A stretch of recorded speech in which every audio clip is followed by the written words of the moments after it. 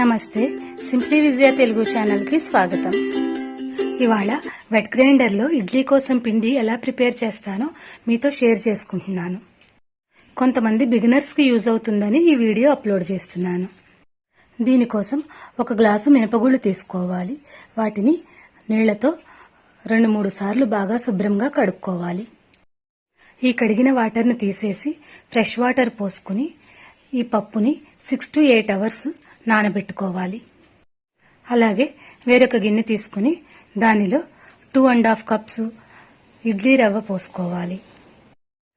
ఈ ఇడ్లీ రవ్వలో కూడా నీరు పోసుకుని 1-2 సార్లు బాగా గట్టిగా పిసుకుతూ కడుక్కోవాలి. ముందుగానే రవ్వని ఇలా కడిగేసుకుంటే నానాక కడుక్కోవాల్సిన అవసరం ఉండదు. ఈ రవ్వని పప్పు గ్రైండ్ చేసుకునేందుకు 1 అవర్ ముందు నానబెట్టుకున్నా సరిపోతుంది. కానీ మర్చిపోకుండా ఉంటామని నేను పప్పు నానబెట్టుకున్నప్పుడే ఈ రవ్వను కూడా కడిగేసి నానబెట్టుకుంటాను. రవ్వ కడుక్కున్న నీటిని తీసేసి ఫ్రెష్ వాటర్ పోసుకుని రవ్వను కూడా నానబెట్టుకోవాలి. 6 అవర్స్ తర్వాత మినపగుళ్ళు ఇలా నానిపోయి ఉంటాయి.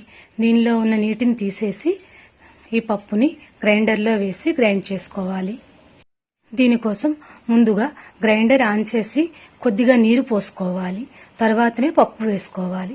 ఇలా చేయడం వల్ల గ్రైండర్ స్మూత్గా రన్ అవుతుంది. పప్పుని ఒకేసారి కాకుండా ఇలా కొద్దిగా వేసుకోవాలి.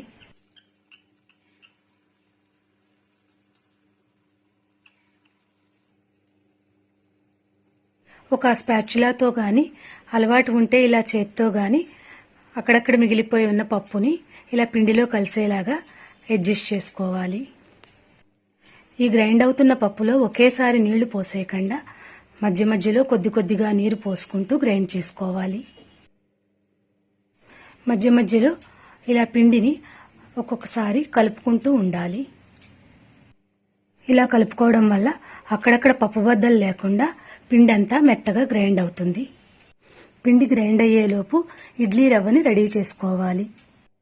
రవ్వ మీద ఉన్న వాటర్ని వంపేసుకుని రవ్వని ఇలా చేత్తో పిండుకుంటూ ఒక గిన్నెలోకి వేసుకోవాలి.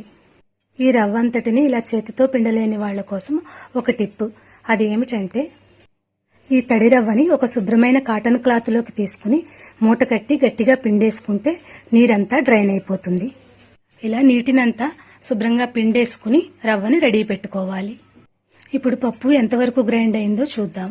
ఇలా చేత్తో పిండిని తీసుకుని పూర్తిగా గ్రైండ్ అయిందో లేదో చెక్ చేసుకోవాలి. పప్పు పూర్తిగా గ్రైండ్ అయిందో లేదో తెలుసుకోవడానికి నేను ఒక చిట్కాని చెప్తాను. అదేమిటంటే కొద్దిగా పిండిని తీసుకుని నీళ్ల గిన్నెలో కనుక వేస్తే ఆ పిండి వెంటనే పైకి తేలుతుంది. అలా కనుక తేలితే పిండి బాగా గ్రైండ్ అయినట్టు. నీళ్లలో కనుక కరిగిపోతే పిండి ఇంకా కొద్దిసేపు గ్రైండ్ చేసుకోవాలని అర్థం. ఇలా చెక్ చేసిన క్లిప్ ఎడిటింగ్లో మిస్ అయింది. సో ఈ విషయాన్ని గుర్తుపెట్టుకుంటే బిగినర్స్ ఎంతవరకు పప్పుని గ్రైండ్ చేసుకోవాలి ఈజీగా అర్థమవుతుంది. ఒక 1/2 కేజీ పప్పు మెత్తగా గ్రైండ్ అవడానికి సుమారుగా ఒక 20 to 25 మినిట్స్ వరకు టైం పడుతుంది. మెత్తగా గ్రైండ్ చేసుకున్న ఈ పిండిని ఇడ్లీ రవ్వలోకి తీసుకుని ఇడ్లీ రవ్వతో పిండి బాగా కలిసేలాగా కలుపుకోవాలి. పప్పుని గ్రైండర్లోనే కాకుండా మిక్సీలో కూడా గ్రైండ్ చేసుకోవచ్చు. అప్పుడు కూడా ఇడ్లీలు బాగానే వస్తాయి. త్వరలో ఆ వీడియో కూడా అప్లోడ్ చేస్తాను.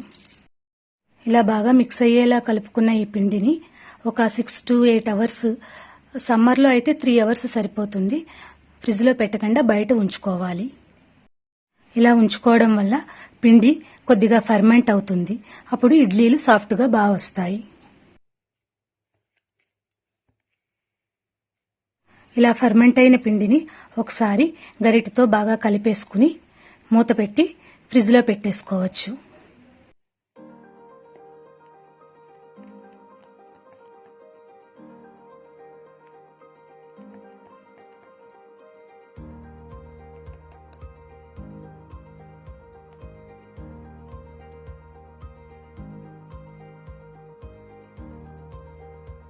మనం ఇడ్లీలు వేసుకునేటప్పుడు పిండిని ఒకసారి బాగా కలుపుకొని అవసరం అనుకుంటే కొద్దిగా నీళ్లు పోసుకుని కలుపుకొని కన్సిస్టెన్సీ ఈ విధంగా ఉండేలా చూసుకుని మనకి కావలసిన పిండి ఒక బౌల్లోకి తీసుకుని కొద్దిగా సాల్ట్ వేసుకుని ఇడ్లీ ప్లేట్స్లో ఇడ్లీలు వేసుకోవాలి.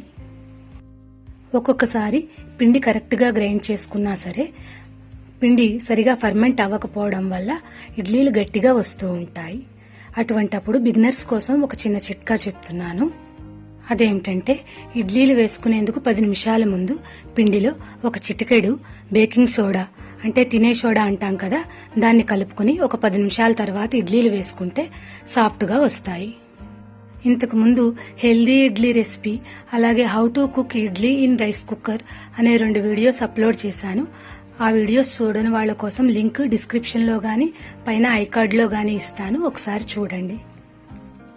ఇలా 15 to 20 మినిట్స్ కుక్ చేసుకున్న ఇడ్లీల్ని బయటకు తీసి 5 మినిట్స్ తర్వాత ఒక స్పూన్ని తడుపుకుని ఈ విధంగా ఇడ్లీలు తీసుకుంటే సాఫ్ట్గా స్మూత్గా ఇడ్లీలు చాలా బాగా వస్తాయి.